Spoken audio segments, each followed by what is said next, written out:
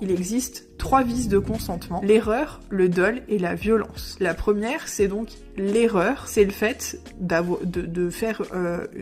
une fausse représentation de la réalité, et que cette fausse représentation de la réalité nous est amenée à contracter, alors que si on avait une représentation réelle de la réalité, alors la phrase est mal tournée, mais une bonne représentation de la réalité, à ce moment-là, on n'aurait pas conclu. Par contre, il faut faire attention, on peut pas faire d'erreur sur le prix. C'est-à-dire que dans un contrat de vente, je peux pas demander annulation de la vente parce que j'ai payé trop cher. Là, pour le coup, c'est la capacité de négociation des parties qui intervient, et donc c'est l'habileté économique, on va dire ça comme ça, qui intervient en ligne de compte. Donc l'erreur n'intervient pas sur cet élément-là. L'erreur intervient soit sur les qualités essentielles du contrat, soit sur les qualités essentielles des parties du contrat.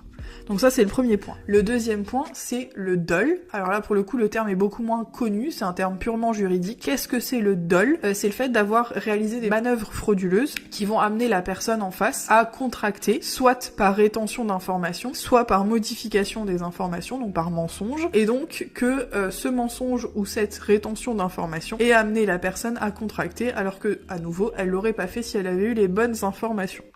Donc là, pour le coup, on a vraiment une intention frauduleuse qui s'y ajoute. La troisième situation, c'est la violence. Il y a différents types de violences qui interdisent la réalisation du contrat, qui l'empêchent en tout cas, notamment violence physique, violence psychologique, et le dernier point, c'est violence économique. C'est en gros quand l'une des parties a un pouvoir économique sur l'autre, et donc la contraint, dans ce cadre-là, à réaliser le contrat.